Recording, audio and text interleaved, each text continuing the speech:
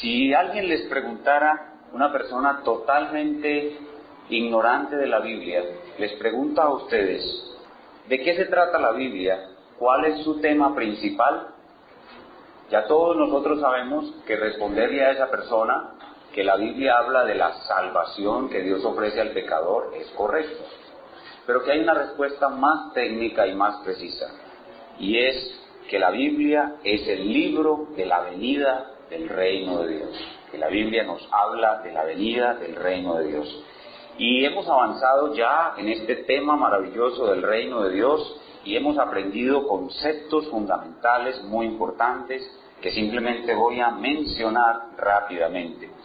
Ya sabemos cuál es la diferencia entre reino y reinado. Recordemos que el reino es el gobierno presencial de Dios en un lugar, sobre un pueblo, y reinado es una esfera de su dominio, aunque no esté el reino presencialmente en ese lugar. Ya sabemos también aquellas diferencias que la Biblia nos da en cuanto al reino de Dios en el tiempo. Sabemos que el reino de Dios es eterno, sabemos que el reino de Dios está presente desde que Cristo vino a la tierra y que el reino de Dios es futuro, aún no ha venido, es escatológico, está por venir. Venga tu reino, oramos diariamente. Sabemos que el reino de Dios tiene 3 etapas en la historia que es menester conocer para poder dominar este tema del reino. Sabemos que el reino tuvo sus orígenes en la historia primitiva. Sabemos que luego el reino siguió avanzando en la historia de Israel y sabemos que el reino ahora está en su fase final en la historia de la Iglesia. Y sabemos que para poder manejar bien el tema del reino de Dios, debemos cotejar esos 3 periodos de la historia del reino con 3 variables, que son la variable de lugar, la variable de pueblo y la variable de progreso. Lugar del reino, pueblo del reino y progreso del reino. Y lo que hemos ido haciendo precisamente es eso, tomar cada etapa de la historia de la Biblia y mostrar en esa etapa el lugar del reino, el pueblo del reino y el progreso del reino. Rápidamente, acerca del reino de Dios en la historia primitiva, dijimos que su lugar es el Edén. El reino comenzó en Edén. Adán fue expulsado y cuando Noé recibe el encargo del progreso del reino, ya no hay un lugar para el reino, sino que Noé debe continuar expandiéndose por toda la tierra. El pueblo del reino en la historia primitiva es primero Adán y su familia, y luego el encargo es pasado a Noé y su familia, los cuales son imágenes de Dios, reyes y sacerdotes de Dios. Pero como vimos claramente, en esta etapa en la historia primitiva, el progreso del reino sufre un estancamiento. Hay un estancamiento diseñado, hay un estancamiento permitido por Dios. Adán produce un estancamiento, la descendencia de Noé produce un estancamiento y Dios los dispersa contra su voluntad, creando un mundo de naciones con la dispersión de la Torre de Babel.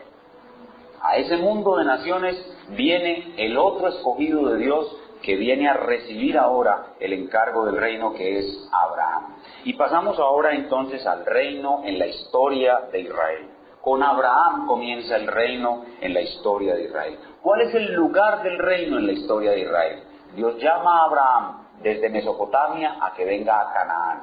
El lugar del reino es Canaán. Más tarde, la capital del reino será Jerusalén, mucho más tarde. El pueblo del reino, en la época de la historia de Israel, es primero Abraham y su familia, de la cual Jacob y su familia vienen a formar la nación de Israel, que es el pueblo del reino. Una nación que debía ser santa, una nación que debían ser sacerdotes de Dios si obedecían la ley mosaica. El progreso del reino en la época de la historia primitiva tiene varias etapas. Recuerden que el progreso del reino comienza en la época patriarcal con las promesas. Recuerden que con Abraham el reino está en una fase de promesas. Luego viene el éxodo y con la salida de Israel de Egipto hay un progreso del reino. Recordemos que Moisés salió de allí convencido de que iba hacia el reino de Dios.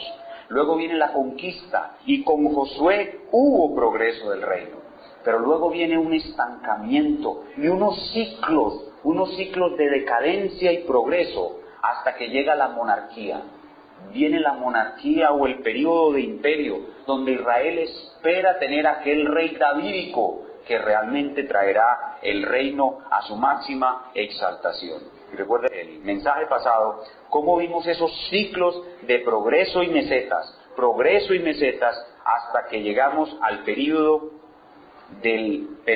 entre los dos testamentos o período intertestamentario, al final del cual el reino va a ser pasado de Israel a la iglesia, como dice Mateo capítulo 21, versículo 43. Vayan conmigo allá, por favor, para que nos familiaricemos de nuevo en dónde estamos, en dónde quedamos en nuestro último mensaje y veamos cómo ahora vamos a avanzar a esta siguiente etapa del reino de Dios. Mateo 21, 43, la parábola de los labradores malvados. Estos hombres, gobernantes de Israel, habían rechazado al Cristo y ahora miren el anuncio que Él les hace en medio de esta parábola en la que Él anuncia su destrucción y condenación. Mateo 21, 43, dice el Señor a los labradores malvados: por tanto os digo que el reino de Dios será quitado de vosotros y será dado a gente que produzca los frutos de él. Ahí vemos pues este texto que nos permite ver esa transición, que el reino se va a mover desde Israel hasta la iglesia. Pero antes de seguir esa transición, debemos devolvernos un poquito y mirar una parte muy, muy importante de la Biblia en la historia del reino. Hay un libro del Antiguo Testamento que es fundamental en este periodo de transición hacia el reino, hacia el cambio de un pueblo del reino a otro, y es el libro de Daniel. El libro de Daniel es fundamental en la transición del reino. Entonces debemos devolvernos un poquito y vamos a leer Daniel capítulo 2, para que veamos cómo Dios prepara esta transición de Israel a la iglesia. Daniel capítulo 2, y vamos a leer cómo Daniel interpreta el sueño de Nabucodonosor. Y a través de este sueño, Daniel anuncia la segura venida del reino. Dice Daniel capítulo 2, 31, voy a leer desde el 31 hasta el 45 y presten mucha atención. Está interpretando Daniel el sueño de Nabucodonosor. Tú, oh rey, veías y he aquí una gran imagen. Esta imagen, que era muy grande y cuya gloria era muy sublime, estaba en pie delante de ti y su aspecto era terrible. La cabeza de esta imagen era de oro fino, su pecho y sus brazos de plata, su vientre y sus muslos de bronce, sus piernas de hierro, sus pies en parte de hierro y en parte de barro cocido. Estabas mirando hasta que una piedra fue cortada, oigan bien, no con mano, e hirió a la imagen en sus pies de hierro y de barro cocido y los desmenuzó. Entonces fueron desmenuzados también el hierro, el barro cocido, el bronce, la plata y el oro. Fueron como tamo de las eras de verano y se los llevó el viento sin que de ellos quedara rastro alguno. Mas la piedra, oigan bien, mas la piedra que hirió a la imagen fue hecha un gran monte que llenó toda la tierra. Este es el sueño, también la interpretación de él diremos en presencia del rey. Tú, oh rey, eres rey de reyes, porque el Dios del cielo te ha dado reino, poder, fuerza y majestad. Y donde quiera que habitan los hijos de los hombres, bestias del campo y aves del cielo, Él los ha entregado en tu mano y te ha dado el dominio sobre todo. Tú eres aquella cabeza de oro. Y después de ti se levantará otro reino inferior al tuyo, y luego un tercer reino de bronce, el cual dominará sobre toda la tierra. Y el cuarto reino será fuerte como hierro, y como el hierro desmenuza y rompe todas las cosas, desmenuzará y quebrantará todo. Y lo que viste de los pies y los dedos, en parte de barro cocido de alfarero y en parte de hierro, será un reino dividido, mas habrá en él algo de la fuerza del hierro, así como viste el hierro mezclado con el barro. Y por ser los dedos de los pies en parte de hierro y en parte de barro cocido, el reino será en parte fuerte y en parte frágil. Así como viste el hierro mezclado con barro, se mezclarán por medio de alianzas humanas, pero no se unirán el uno con el otro, como el hierro no se mezcla con el barro. Y en los días de estos reyes, el Dios del cielo levantará un reino que no será jamás destruido, ni será el reino dejado a otro pueblo. Desmenuzará y consumirá a todos estos reinos, pero Él permanecerá para siempre. Y de la manera que viste que del monte fue cortada una piedra, no con mano, y eso indica que es de la mano de Dios, la cual desmenuzó el hierro, el bronce, el barro, la plata y el oro, el gran Dios ha mostrado al rey lo que ha de acontecer en lo porvenir, y el sueño es verdadero y fiel su interpretación. Continuamos leyendo el libro de Daniel y nos encontramos en el capítulo 7, otra versión de este mismo sueño, pero ahora hablando de unas bestias. Cada parte de la estatua de Nabucodonosor es representada con una bestia. Una bestia representa un reino, que representan a su vez los reinos que sucedieron al reino babilonio. Primero el reino babilonio, luego el reino medo-persa, luego el reino griego y finalmente el reino romano. Y todos esos reinos serán destruidos hasta que venga el reino que nunca perecerá, es decir, el reino de Dios. Ahora yo les pregunto, hermanos, siguiendo todo lo que hemos enseñado en el Antiguo Testamento y viendo el lugar estratégico que ocupa el libro de Daniel, ¿pueden ver la continuidad que hay en la enseñanza del reino a través de toda la Biblia? Ahora pueden ver cómo Daniel nos muestra la conexión que hay entre el reino en el Antiguo Testamento y ahora el reino en el Nuevo Testamento. Hay una continuidad y Daniel es ese punto de transición que está anunciando la venida del reino y ese cambio que va a suceder ahora de Israel hacia la iglesia. Entonces, muy importante que veamos esa continuidad. Es muy importante que entendamos que el reino de Dios del Nuevo Testamento, el mensaje del reino de Dios en el Nuevo Testamento es el desarrollo final de la enseñanza del reino de Dios a través de todo el Antiguo Testamento.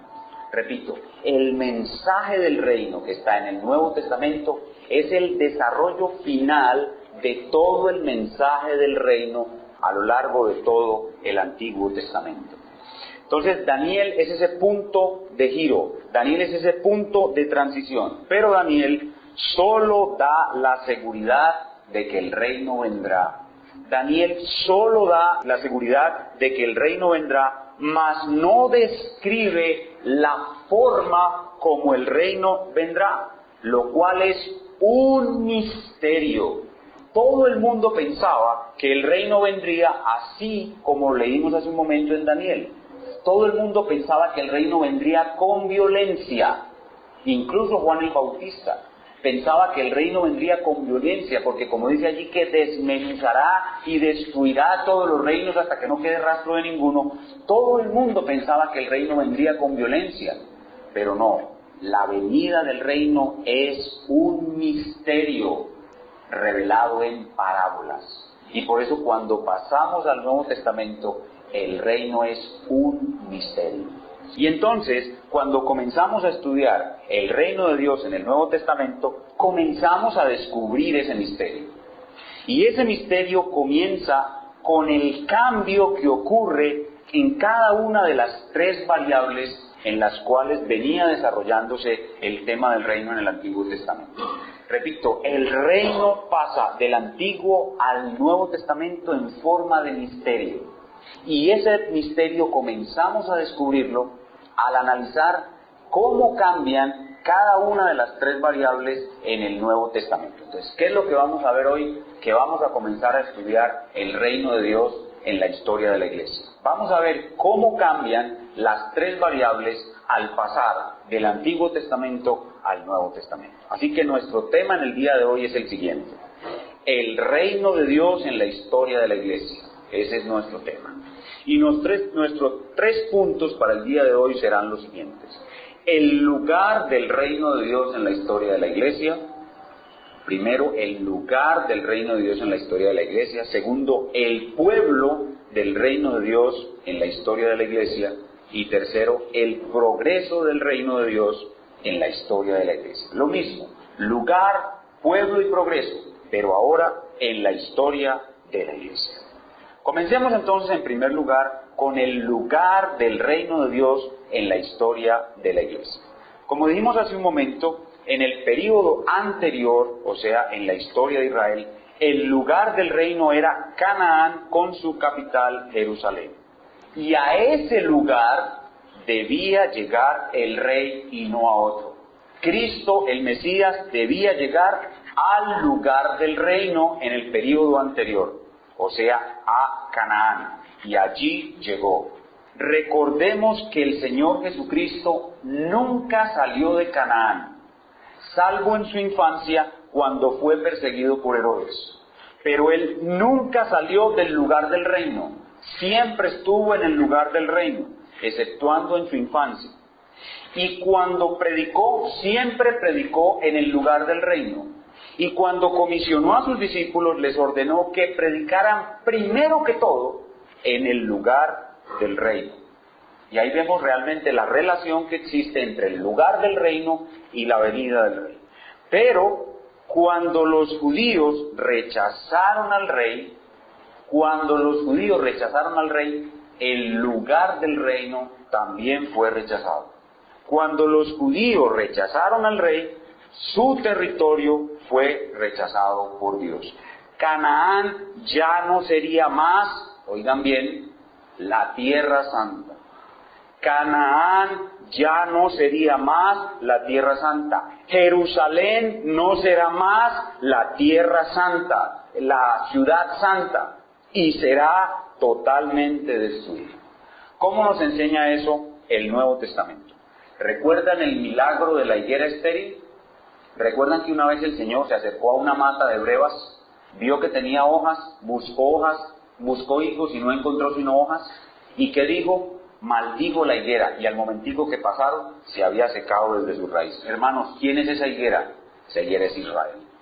Es Israel. Esa higuera es Israel. Y eso anuncia el rechazo que el Mesías da a la ciudad y al pueblo del antiguo pueblo del reino. El antiguo lugar sería rechazado, la antigua nación sería rechazada.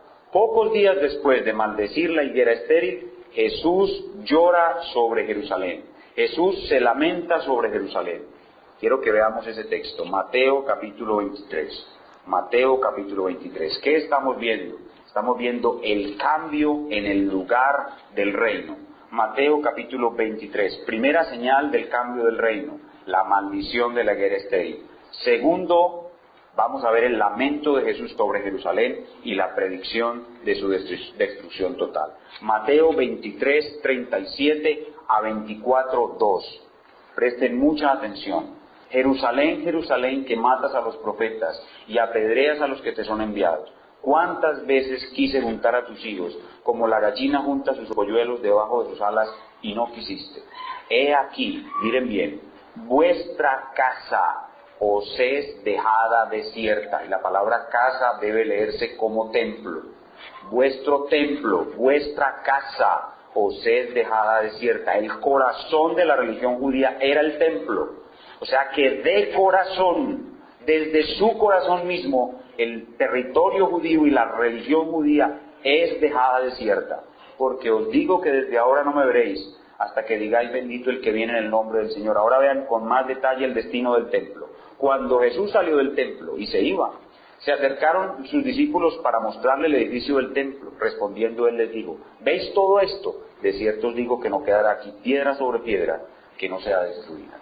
Y esta profecía se cumplió en el año 70, cuando el ejército romano entró y destruyó por completo la ciudad, y en el templo literalmente se cumplió que no quedó piedra sobre piedra. Esto que nos muestra entonces, hermanos, que el cambio que se produce ahora en el nuevo periodo del reino es que el reino de Dios en la historia de la iglesia no tendrá un lugar físico, ni la presencia especial de Dios estará en un templo físico, sino que la presencia de Dios estará en un templo espiritual y el reino de Dios en los corazones de los hijos del reino.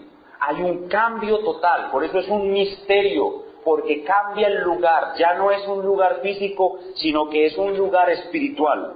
El templo no será más el templo del reino, sino el templo será los hijos del reino reunidos, y el dominio estará en el corazón de esos hijos y no en la nación.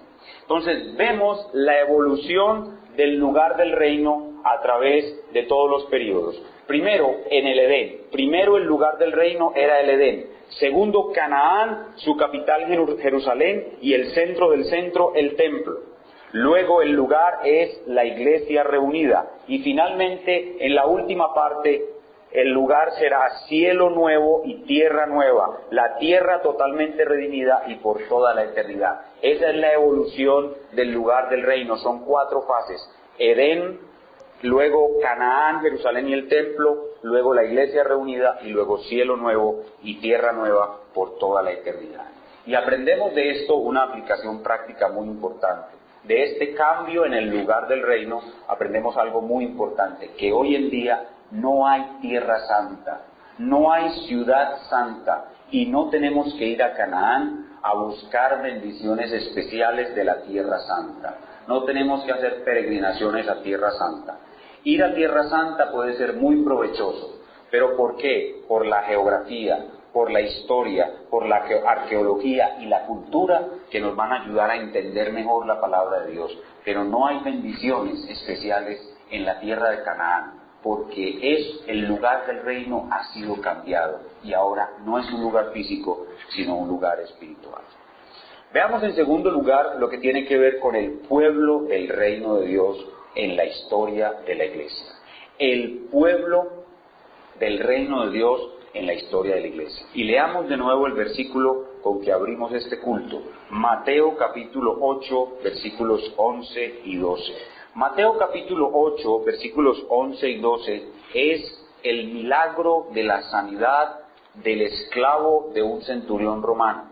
Señor, no soy digno de que entres en mi casa, dice este hombre lleno de fe y obediente a la autoridad de Cristo. Una palabra tuya bastará para sanar a mi esclavo. Cuando el Señor Jesucristo oye estas palabras en boca de un romano, les dice estas palabras a los que le rodeaban. Mateo 8, 11 y 12. Y os digo que vendrán muchos del oriente y del occidente y se sentarán con Abraham e Isaac y Jacob en el reino de los cielos. Obviamente, ¿qué etapa es esta? La futura, la escatológica. Ahora noten el verso 12. Mas los hijos del reino serán echados a las tinieblas de afuera, o sea, al infierno. Allí será el lloro y el crujir de dientes. Como vemos en este pasaje, los gentiles, como ese centurión romano, que tenían fe, se sentarán con Abraham, Isaac y Jacob en la fase final del reino. Pero atención, los hijos del reino serán echados al infierno. ¿Quiénes son estos hijos del reino que serán echados al infierno? Los judíos incrédulos.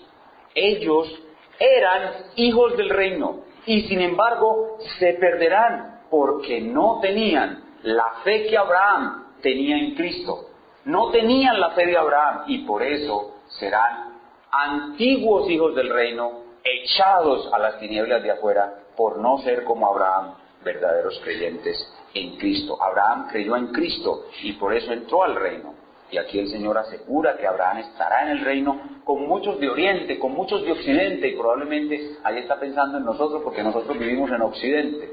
Y nosotros, los de Occidente, los de Oriente, nos sentaremos con Abraham, pero los hijos del reino hasta ese momento, los judíos, serán echados al infierno por su incredulidad. Entonces vemos cómo el pueblo del reino también tiene su evolución a través de las etapas. Primero, Adán y su familia y Noé y su familia son el pueblo del reino de la etapa primitiva.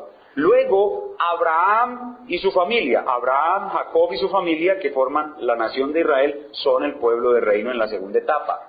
Pero viene ahora la tercera etapa. ¿Quién es el pueblo del reino en la tercera etapa? Es Jesús y su familia. Es Jesús el Cristo y su familia. Y la fe en Cristo es la que identifica al pueblo del reino. Entonces, ¿cuál es el pueblo del reino en la historia de la iglesia? Ya no son más los judíos incrédulos. El pueblo del reino son judíos creyentes más gentiles creyentes unidos a Cristo. Entonces el pueblo del reino es Cristo y su familia. Cristo y su familia. Veamos entonces el pueblo del reino. Veamos primero a Cristo. El pueblo del reino en esta etapa es formado por Cristo y su familia. Veamos a Cristo. ¿Quién es Cristo? Cristo es el segundo Adán. Él es el segundo Adán, la imagen perfecta de Dios. Ustedes ven cómo en el Nuevo Testamento se le describe a Él de una manera hermosa. Dice que Cristo es el resplandor de su gloria, la imagen misma de su sustancia. El que ha visto a Cristo ha visto al Padre, porque Él es la imagen perfecta de Dios. Él es la cabeza de la nueva humanidad, el segundo Adán. Él es el Rey de Reyes. Y ahora podemos entender mejor por qué la segunda persona de la Trinidad tuvo que hacerse hombre. No solamente para redimir a muchos hombres, eso está bien, eso es correcto, sino vino para reflejar de una manera perfecta la imagen de Dios que Adán no pudo reflejar. Adán era obligado a reflejar la imagen de Dios, pero ahora el segundo Adán viene y refleja la imagen de Dios perfectamente. Y la obligación que nosotros tenemos de reflejar la imagen de Dios, Cristo ya la cumplió. Cristo reflejó perfectamente la imagen de Dios, y ese reflejo perfecto de la imagen de Dios nos es imputado a nosotros, nos es cargado a nuestra cuenta. Por eso nosotros como nueva humanidad hemos reflejado perfectamente la imagen de Dios en Cristo, cuando Él reflejó esa imagen perfectamente mientras estuvo en la tierra. Ese es el primer miembro del pueblo del reino, Cristo su cabeza. Pero ahora viene su familia, la familia de Cristo. Mateo capítulo 12, vayan conmigo allá por favor. Mateo capítulo 12, versículos del 46 al 50. Este pasaje es hermoso, yo sé que ustedes lo han leído muchas veces, pero ahora que lo lean, va a cobrar un nuevo sentido para ustedes. Mateo capítulo 12 del 46 al 50, porque ahora vamos a entender de qué estaba hablando el Señor realmente. Mateo 12, 46 al 50. Dice la palabra de Dios: mientras Él aún hablaba a la gente, he aquí su madre y sus hermanos estaban afuera y le querían hablar. Y le dijo uno: he aquí tu madre y tus hermanos están afuera y te quieren hablar. Respondiendo Él al que le decía esto, dijo: ¿quién es mi madre y quién son mis hermanos? Y extendiendo su mano hacia sus discípulos, dijo: he aquí mi madre y mis hermanos. En otras palabras, he aquí mi familia. Porque todo aquel que hace la voluntad de mi Padre que está en los cielos, ese es mi hermano y mi hermana y mi madre. Ahí Él se está colocando como cabeza del reino, como Padre de todos los creyentes, y señalando a esos que le obedecen como su familia. Ese es el pueblo del reino, Jesús y su familia. Pero hay algo que a ustedes seguro les inquieta. Hace un momento dijimos que la identidad de los verdaderos nuevos hijos del reino era por medio de la fe. Y aquí Jesús no dice que los que tienen fe son mi madre y mis hermanos, sino que dice que son los que hacen la voluntad de mi Padre, o sea, los que le obedecen. ¿Será que hay alguna contradicción? En ninguna manera, porque la verdadera fe se evidencia ¿de qué manera? Por la obediencia. Los que tienen verdadera fe tienen obediencia. Por eso el Señor aquí no habla de los que tienen fe, sino de los que le obedecen. Y ese es el pueblo del reino. Entonces, ¿quién es el pueblo del reino? Cristo, más los judíos creyentes, más los gentiles creyentes, forman todos juntos la familia de Cristo. Y esa familia de Cristo son imágenes renovadas de Dios. El tema de la imagen de Dios, hermanos, no podemos desligarlo en ninguna etapa. El ser hechos imagen de Dios en todas las etapas es muy importante. Entonces, ahora Cristo y su familia, Él es la imagen perfecta de Dios, y ahora su familia somos imágenes renovadas de Dios en un proceso de perfeccionamiento. Vean conmigo Colosenses capítulo 3. Colosenses capítulo 3. Noten que las mismas cosas que estaban en los períodos anteriores aparecen ahora en el nuevo período, lo cual nos habla de unidad y continuidad. Unidad y continuidad a través de toda la Biblia en el tema del reino de Dios. Colosenses capítulo 3, versículos 9 y 10. Veamos entonces ahora el pueblo del reino, exactamente igual como fue descrito cuando comenzó en Adán, siendo imagen de Dios, pero ahora renovándose diariamente. Colosenses 3, 9 y 10 dice: no mintáis los unos a los otros, habiéndoos despojado del viejo hombre con sus hechos. Y ahora miren el 10. Y revestido del nuevo, el cual, conforme a la imagen del que lo creó, se va renovando hasta el conocimiento pleno. Noten cómo este pasaje conecta esta etapa del reino con Adán. Y ahora veamos otro pasaje en donde se conecta esta etapa del reino con Israel. Primera de Pedro capítulo 2, lo cual nos muestra que hay una extraordinaria unidad y una extraordinaria continuidad en toda la Biblia en el tema del reino. Primera de Pedro capítulo 2, versículo 9. Observen en este texto cómo Pedro habla del pueblo del reino en la historia de la iglesia en los mismos términos en que se hablaba del pueblo del reino en la historia de Israel. Primera de Pedro 2, 9. Mas vosotros sois linaje escogido, real sacerdocio, miren esto, nación santa, pueblo adquirido por Dios, para que anunciéis las virtudes de aquel que os llamó de las tinieblas a su luz admirable. En términos de la nación hebrea, es descrito ahora el nuevo pueblo del reino de Dios. Noten la conexión con Adán y luego con Israel. Las mismas cosas que venían produciéndose a través del desarrollo de la historia vienen ahora a parar y se ven de nuevo en la iglesia. Entonces vemos aquí cómo se habla del pueblo del reino de Dios en los términos más antiguos y luego en los términos de la historia de Israel. Y lo que tenemos entonces al examinar el pueblo del reino es que la iglesia, cuando se complete el número de los escogidos, la iglesia será la multitud que era como las estrellas del cielo, la cual se le prometió a Abraham. Veamos Efesios capítulo 2, versículos 11 y 12. La multitud del pueblo del reino que se le prometió a Abraham se cumple con Cristo y su familia. Son reunidos todos y ahí forman el maravilloso y dignísimo pueblo del reino. Efesios capítulo 2, versículo 11. Por tanto, acordaos de que en otro tiempo también vosotros los gentiles, en cuanto a la carne, erais llamados incircuncisión por la llamada circuncisión hecha con mano en la carne. En aquel tiempo estabais sin Cristo, alejados de la ciudadanía de Israel, y ajenos a los pactos de la promesa, sin esperanza y sin Dios en el mundo.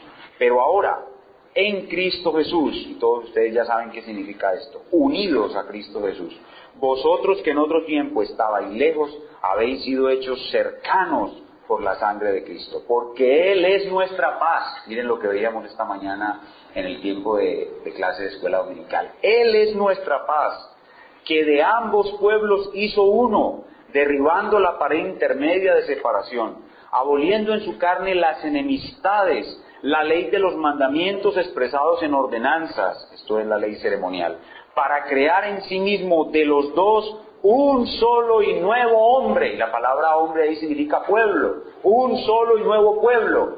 Lo que pasa es que usa la palabra hombre porque la iglesia es el cuerpo y Cristo es la cabeza. Un solo y nuevo hombre, haciendo la paz y mediante la cruz reconciliar con Dios a ambos en un solo cuerpo. Ahí está de nuevo, matando en ella las enemistades. Y vino y anunció las buenas nuevas de paz a vosotros que estabais lejos y a los que estaban cerca, judíos y gentiles, porque por medio de él los unos y los otros tenemos entrada por un mismo espíritu al Padre. Así que ya no sois extranjeros ni advenedizos, sino conciudadanos de los santos, y miren esto, y miembros de la familia de Dios, edificados sobre el fundamento de los apóstoles y profetas, siendo la principal piedra del ángulo Jesucristo mismo, en quien todo el edificio, bien coordinado, va creciendo para ser un templo santo. Miren de nuevo, ya no hay templo en Jerusalén, un templo santo en el Señor, en quien vosotros también sois juntamente edificados. ¿Para qué? Para morada de Dios en el Espíritu. Ya no habrá templo físico, nosotros somos ese templo santo en el Señor. Entonces aquí tenemos ya el cambio que hubo en el lugar del reino y en el pueblo del reino. Ahora nos falta mirar solamente el cambio que hay en el progreso del reino. Entonces vamos a nuestro tercer punto, que es el progreso del reino en la historia de la iglesia. Recordemos brevemente cómo fue el progreso del reino en las etapas anteriores. En la historia primitiva, el progreso consistía en procrear hijos naturales. Para que Adán y Noé pudieran avanzar el reino, sus mujeres tenían que parir. El progreso del reino estaba ligado con procrear hijos naturales y hacer avanzar la belleza del jardín hasta el último lugar de la tierra, llevar imágenes de Dios, reyes y sacerdotes, hasta el último lugar de la tierra. Ese era el progreso del reino en la etapa primitiva. Ahora en la etapa de Israel, ellos debían llegar a ser cabeza de naciones. En la nación de Israel debía llegar a ser cabeza de naciones, con sus reyes y sus sacerdotes como los oficiales que los dirigían a ellos en lo militar, lo moral y lo religioso. Y ellos como nación debían hacer brillar la ley de Dios. Con la fe de su padre Abraham debían dominar todas las naciones para llevar el reino de Dios hasta lo último de la tierra, obedeciendo las leyes que les dio su gran líder Moisés. Pero ellos no lo hicieron. Y por eso cambia ahora el reino y pasa a la iglesia. Entonces, eso es lo que sucedió en la segunda etapa. Pero ahora, en la tercera etapa, en la historia de Israel, hay un cambio radical en el progreso del reino con la venida del rey. Como ya dijimos, no hay territorio físico, el pueblo ya no es Israel, sino que el pueblo y la conquista que el nuevo pueblo debe realizar no es una conquista terrenal, sino una conquista espiritual. Entonces, el progreso del reino ya no tiene nada que ver con la tierra, ya no tiene nada que ver con el gobierno de un país, ya no tiene nada que ver ni con reyes, ni con presidentes, ni con tomar el control de un estado, ni hacer que esa nación sea superior a las demás. El cambio, el misterio del reino en cuanto al progreso es que la conquista es ahora algo totalmente espiritual. ¿Sí notaron el cambio? Es un cambio dramático, es un cambio muy dramático. Y este cambio que nos muestra que la conquista es algo totalmente espiritual, lo vemos en el mandato de la Gran Comisión. Vayamos a Mateo capítulo 28, Mateo capítulo 28 del 18 al 20. Aquí vemos cómo ahora el progreso del reino, la conquista del reino, es algo totalmente espiritual. Y Jesús se acercó y les habló diciendo: toda potestad me es dada en el cielo y en la tierra. Por tanto, id y haced discípulos a todas las naciones, bautizándolos en el nombre del Padre y del Hijo y del Espíritu Santo, enseñándoles que guarden todas las cosas que os he mandado. Y he aquí yo estoy con vosotros todos los días hasta el fin del mundo. Noten las primeras palabras que el Señor dice, versículo 18, después de los dos puntos, diciendo: toda potestad me es dada en el cielo y en la tierra. Ahí está el Señor hablando como Rey y Jefe supremo de todo. Ahí tenemos al Cristo ya reinando. Tenemos al Cristo Rey de reyes y Señor de señores desde su trono real, diciendo con autoridad, total autoridad, diciendo: ahora miren en qué consiste el progreso del reino. La primera palabra dice: id. Esa palabra id es la palabra en la cual Él ordena avanzar. Con la palabra id es la palabra de un capitán que les está diciendo: marchen, avancen, conquisten. Pero Señor, ¿avanzar hacia dónde? ¿A conquistar qué? ¿Será que tendremos que hacer como Adán, que tenía que hacer avanzar sus hijos por toda la tierra? ¿O será que tenemos que ir como Israel, que tenía que ser una nación suprema para conquistar todas las demás naciones? No, Él dice: id, avanzad y conquistad. ¿Pero a dónde? ¿A qué? ¿A conquistar a quién? ¿Y cómo, Señor?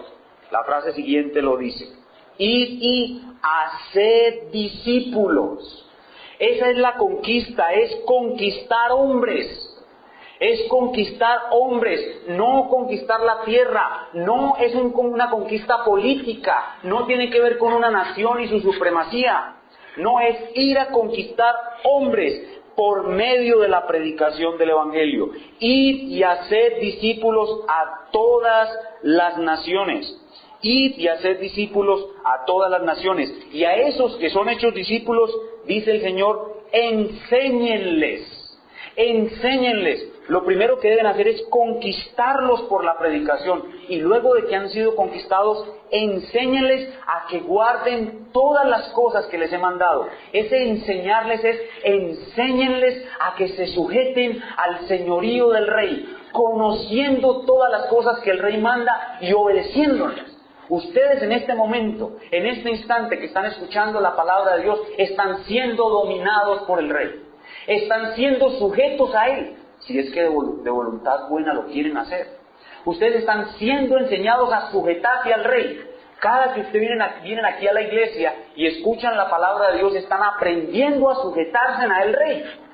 Están siendo enseñados, están siendo conquistados. La conquista no es solamente yo que avanzo para conquistar, sino yo siendo conquistado.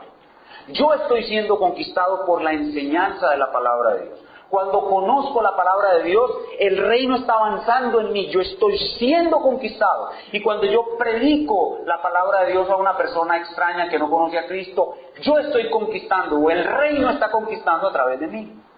Es una cosa totalmente distinta. Yo me someto a la ley del reino, y de paso, ¿cuál es la ley del reino? Es el sermón del monte. El sermón del monte es la ley del reino. Entonces, esa es la conquista, hacer discípulos. Y ese hacer discípulos implica la formación de iglesias. Deben haber iglesias. Las iglesias son los lugares donde los discípulos se reúnen para ser enseñados y para que la conquista avance dentro de ellos y para que otros vengan para que sean conquistados. Implica la formación de discípulos. Y ahora, cuando hay personas que son conquistados, ¿cuál es la señal de que han sido conquistados? ¿Cuál es la señal de que han entrado al reino? Bautícenlos. Esa es la señal de que han entrado al reino. Bautícenlos. La señal de que han sido conquistados es el bautismo. Y por eso censuramos y no compartimos aquellas iglesias que menosprecian el bautismo. Las iglesias que menosprecian el bautismo no conocen el reino de Dios, no conocen el tema del reino de Dios. Particularmente, yo pertenecía a un grupo donde se menospreciaba el bautismo. Y hace poco la mamá de un hermano creyente de nuestra iglesia en Medellín murió sin bautizarse. Otra de sus hermanas lleva 20 años de creyente y aún no ha sido bautizada. ¿Y saben por qué esa hermana no ha sido bautizada? Porque le han dicho que debe bautizarse en el río Jordán, que debe ir a Israel a bautizarse en el río Jordán, porque hay más bendición bautizarse en el río Jordán que en Beteguma. Eso es un error grave. Eso es no conocer el reino de Dios. ¿Cuál es la señal de que has entrado al reino? El bautismo. Dice, id y haced discípulos, enséñale todas las cosas, bautízalo en el nombre del Padre, del Hijo y del Espíritu Santo. Entonces, esa es la conquista. Pero como es un trabajo, como es una conquista, como es una batalla, la orden del Señor de ir no viene sin estar acompañada de una promesa. ¿Cuál es la promesa? Yo estoy con vosotros todos los días hasta el fin del mundo. Y eso significa que la conquista debe seguir avanzando. ¿Hasta cuándo? Hasta el fin de tu vida o hasta el fin del mundo. Entonces, esa orden de conquista va acompañada de una maravillosa promesa de que el Señor te va a ayudar. Por eso cuando le estás predicando el Evangelio a otro, no estás solo. El Señor está contigo. Cuando estás siendo enseñado en la iglesia, cuando en la iglesia se te está enseñando a someterte al reino, no estás ahí solo. Como oraba ahorita nuestro hermano Eugenio, que creo que fue muy usado por el Señor en esa oración. No estamos aquí sin el Espíritu. El Espíritu es el que hace que podamos oír. De lo contrario, nuestros ojos están ciegos y nuestros corazones insensibles. No estamos solos al ser enseñados. El Espíritu está aquí enseñándonos. ¿Y saben qué está haciendo el Espíritu?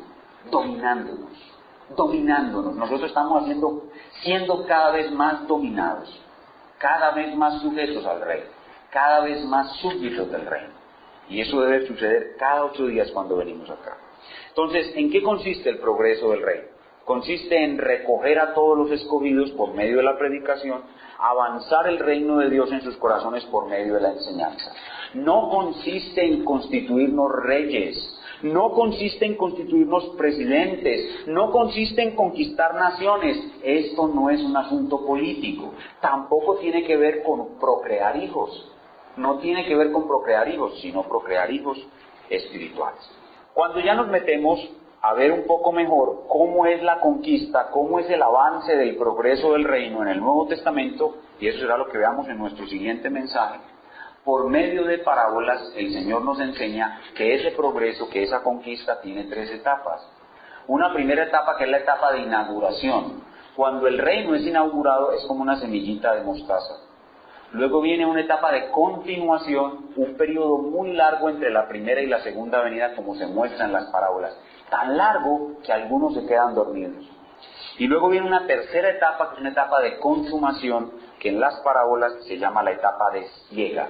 Entonces el reino y su progreso tiene 3 etapas en la historia de la iglesia: inauguración, continuación y consumación. O en terminología de parábolas, semilla de mostaza, largo periodo tanto que algunos se duermen, y consumación o siega o recoger la cosecha. Pero eso lo veremos en nuestro próximo mensaje.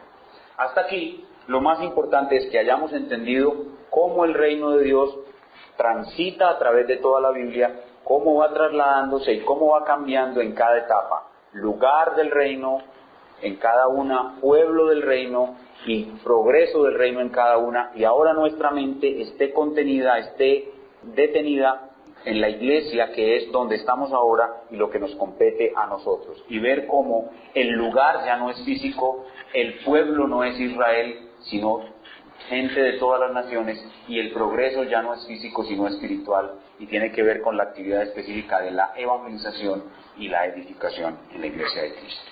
Habiendo visto estas cosas, terminemos con algunas palabras de aplicación. Y lo que quiero hacer ahora para las aplicaciones es sacar una aplicación de cada una de las 3 variables. La primera variable es la variable de lugar, la segunda variable es la variable de pueblo, y la tercera variable es la variable de progreso. Vamos a sacar una aplicación de cada variable, aunque sea un poco repetitivo, pero eso conviene a nuestras almas. Hablando de la variable de lugar, una aplicación muy clara es lo que ya dijimos y ahora repito. No hay tierra santa. No hay tierra santa. Solamente podemos hablar de la tierra de la Biblia, pero no hay tierra santa. Así que, hermanos, una aplicación práctica es: no se dejen engañar con peregrinaciones a Israel. Si alguna vez Dios le da la dicha de ir allá, pues vaya, pero no vaya pensando que va a ir a una tierra santa a recibir una bendición especial. No, va a ir a la tierra bíblica, y la bendición que va a recibir a su vida va a provenir del hecho de que usted va a conocer mejor la historia, la geografía, la arqueología y la cultura, y eso le va a ayudar a entender mejor la Biblia. Pero allá no hay bendición especial para nadie, porque no es ahora Israel ni Jerusalén la tierra, el lugar del reino. Ahora, si Israel y Jerusalén no son el lugar del reino, y la iglesia es el lugar del reino, como una aplicación necesaria de todo esto, ¿cuál es? Que yo debo reafirmar y aumentar mi compromiso con el lugar del reino. Yo debo reafirmar, confirmar y reafirmar mi compromiso con el lugar del reino. En otras palabras, debo procurar hacerme miembro de una iglesia local. Debo procurar hacerme miembro de una iglesia local, con todos los derechos y con todas las responsabilidades que implica ser miembro de una iglesia local. Uno ve a muchos hermanos que llevan muchos años diciendo que son creyentes y nunca se han hecho miembros de una iglesia local. Eso es no entender el reino de Dios. Si realmente uno es creyente, debe bautizarse y debe hacerse miembro de una iglesia local, porque Cristo lo salvó para entrarlo en su reino. Y usted debe recibir el símbolo de que ha entrado y debe matricularse oficialmente en la agencia del reino, que es la iglesia. Y hay incluso hermanos que van de iglesia en iglesia y nunca se hacen miembro de ninguna. A esos hermanos que van de iglesia en iglesia los llaman iglesias, que van de iglesia en iglesia, pero nunca se hacen miembro de ninguna. Entonces, una aplicación necesaria del tema del lugar del reino, de su evolución, es que si ahora el lugar del reino es la iglesia, tú debes hacerte miembro de una iglesia, con todos los derechos y con todas las responsabilidades que ello implica. Ahora, en relación con el pueblo del reino, ¿cuál es la aplicación necesaria de este mensaje? ¿Cuál es el pueblo del reino ahora? El pueblo del reino ahora es Cristo y su familia. Entonces, la aplicación necesaria es que tú debes adorar a Cristo y hacer a Cristo el centro de tu vida. Entonces, el reino de Dios, o sea, en el reino de Dios, hermanos, todo es cristocéntrico. En el reino de Dios, verdaderamente, donde está realmente el reino de Dios con pureza, todo es cristocéntrico. Miren, el culto de adoración es cristocéntrico.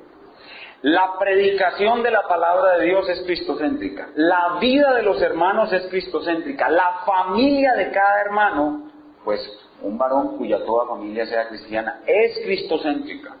Todo es cristocéntrico. Es como Israel. ¿Cuál era el centro de Israel cuando estaba acampado? El tabernáculo. El tabernáculo estaba en toda la mitad. Ese tabernáculo tipifica a Cristo. Y todo Israel acampado Cristo estaba en el centro. Así debe ser Cristo el centro de todo en la iglesia. Cristo y su familia es el pueblo del reino. Entonces el centro de todo es Cristo. Y nosotros debemos mirar a Cristo todo el tiempo e imitarlo. Cuando un israelita estaba en su tienda, cuando salía, lo primero que veía era la nube de gloria. Los cristianos en todo momento tenemos que mirar a Cristo e imitarlo.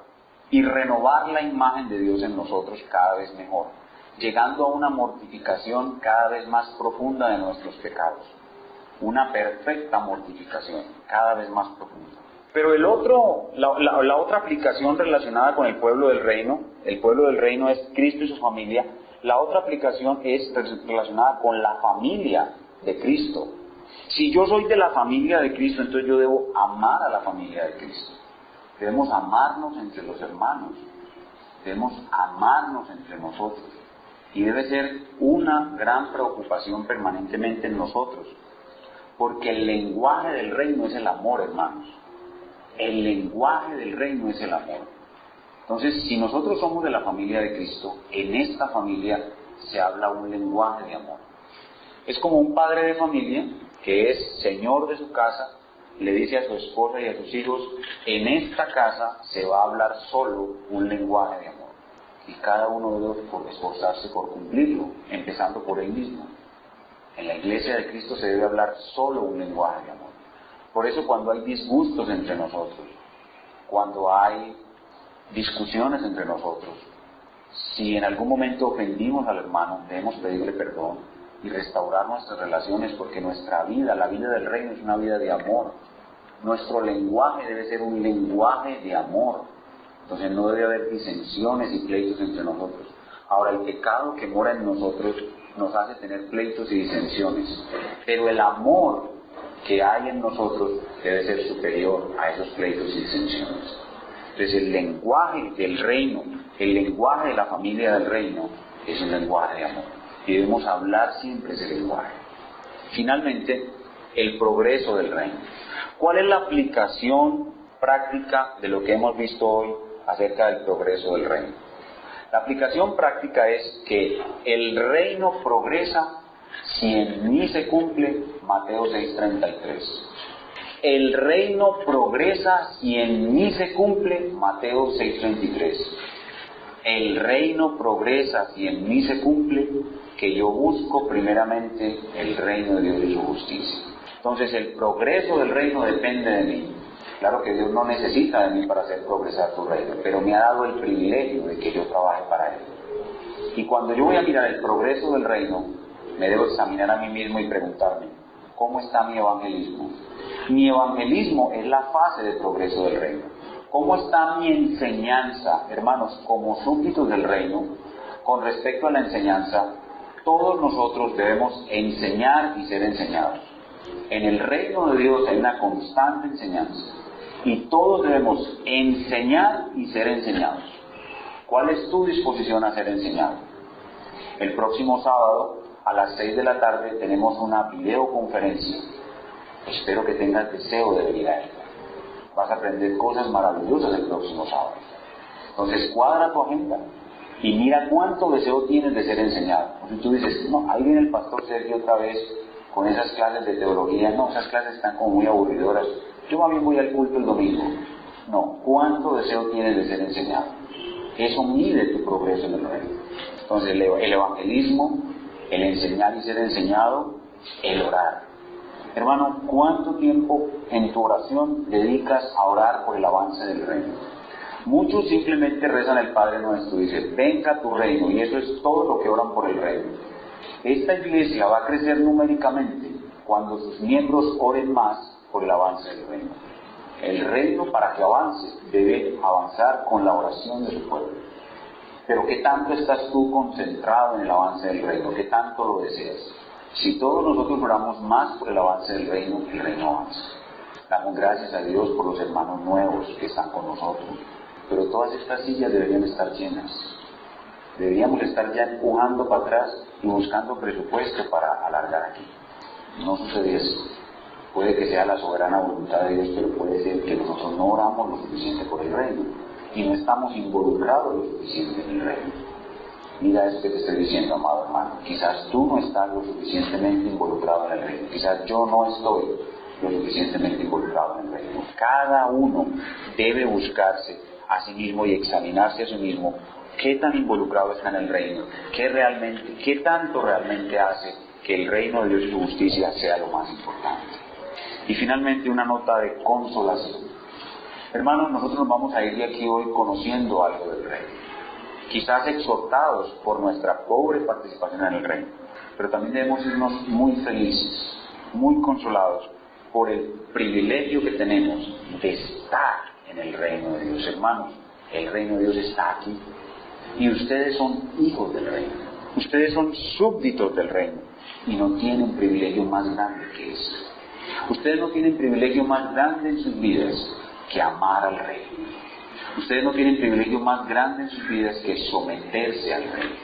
Ustedes no tienen privilegio más grande en sus vidas que anhelar verlo y verlo hoy por la fe y lo verán al final con sus propios ojos.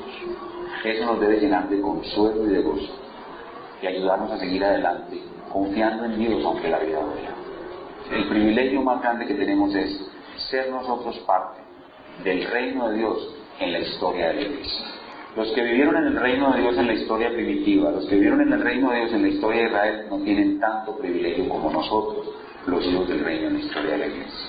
Así que hermanos, vámonos de aquí consolados, gozosos, contentos, pero también más comprometidos a trabajar para el reino de Dios. Vamos a colocarnos de pie y vamos a terminar en oración. Padre, te damos muchísimas gracias y decimos como tu Hijo nos enseñó, venga tu reino. Esas dos palabras, venga tu reino, ahora tienen mucho más significado para nosotros.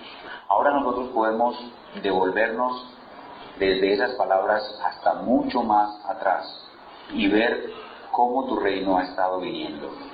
Desde Adán, Noé, Abraham, Israel, Daniel y ahora Cristo y su familia. Ahora entendemos mucho más esas palabras, venga tu reino. Y por eso ahora las queremos orar con más inteligencia y con más poder. Y quizás nuestras oraciones sean más útiles para el avance de tu reino ahora que hemos estudiado este tema del reino de Dios que lo eran antes, Señor, cuando no conocíamos el significado más profundo de estas palabras. Venga tu reino. Y por supuesto, Señor, hoy estamos comprometidos con esa conquista. Mateo 28, del 18 al 20, no lo habíamos visto hasta ahora como lo hemos visto hoy. Hoy te vemos sentado en tu trono, pontificando, porque tú eres el único pontífice verdadero. Tú eres el único que verdaderamente es absolutamente infalible. Toda potestad y toda autoridad tienes. Y tú con tu voz de mando, con tu voz real nos dices, id. Y esa es la palabra que nos hablas ahora diciéndonos conquistar. Nosotros somos conquistadores de tu reino. Es un reino totalmente diferente a lo que la gente esperaba. Es un reino que es un misterio, que las gentes, la mayoría no conocen, pero que nosotros que somos sus súbditos lo conocemos y lo vemos. Y sabemos de qué conquista nos están hablando y cómo la vamos a lograr. Señor, ayúdanos a conquistar para ti, no naciones, no curules en un Congreso de la República, no alcaldías, no concejales, no política. Es algo totalmente diferente, es algo totalmente espiritual. es el poder de la palabra, es a través del Espíritu Santo, que es el agente especial del reino en esta época, enviado por el Padre y por el Hijo. El representante real del reino es el Espíritu Santo. Es por medio de Él, es por medio de oración, es por medio de evangelismo, es por medio de enseñanza que el reino va a avanzar y va a conquistar. Señor, danos esa gracia de ser súbditos fieles de tu reino y avanzar tu reino para tu gloria. Señor, ayúdanos a tener un mayor compromiso con el lugar del reino. Ayúdanos a amar mucho más al pueblo del reino. El lenguaje de la familia de Cristo es el amor. Ayúdanos a no hablar otro lenguaje entre nosotros, sino el lenguaje de la familia de Cristo, el lenguaje del amor. Por eso, una y otra vez viene a mi mente el por qué el apóstol Juan incesantemente decía: hijitos, amaos los unos a los otros. Y volvía y lo repetía, Juan insistentemente lo repetía: amaos, hijitos, amaos, amaos, amaos, porque ese es el lenguaje del reino. Señor, danos más ese amor para hablar entre nosotros el lenguaje del reino. Ya no más disensiones, ya no más animadversiones, ya no más confusión entre nosotros, ya no más distanciamiento entre nosotros, por discusiones tontas, porque si me dijo o no me dijo, porque si me saludó o no me saludó, porque su carácter esto o aquello. No, amor que perdona, amor que tolera, amor que acepta, amor que continúa amando, amor y más amor, que es el único lenguaje del reino de Dios. Y Señor, por supuesto, la conquista. Danos el poder conquistar para ti muchísimas almas para el reino de Dios. Señor, y si en este lugar hay alguna persona que no ha entrado a tu reino, lo invitamos en el nombre de Cristo a que entre hoy a tu reino, a que se arrepienta de sus pecados y crea en Cristo, sometiéndose a Él como Rey, mirándolo en la cruz, pagando por sus pecados y luego recibiendo su yugo. Dice el Señor: llevad mi yugo sobre vosotros, aprended de mí, que soy manso y humilde de corazón, y hallaréis descanso para vuestras almas. Señor, invitamos a los que no están en tu reino a que ahora mismo entren en arrepentimiento y fe en Cristo nuestro Rey. Muchísimas gracias, Padre, por esta presentación de tu palabra, que obre con gran poder en nuestros corazones, exhortándonos, llevándonos al autoexamen, pero a la vez consolándonos y dándonos el deleite y el gozo de tu reino. Gracias, Padre. Ahora queremos celebrar y comprometernos muchísimo más con el reino de Dios y tu justicia en nuestras vidas y en este mundo.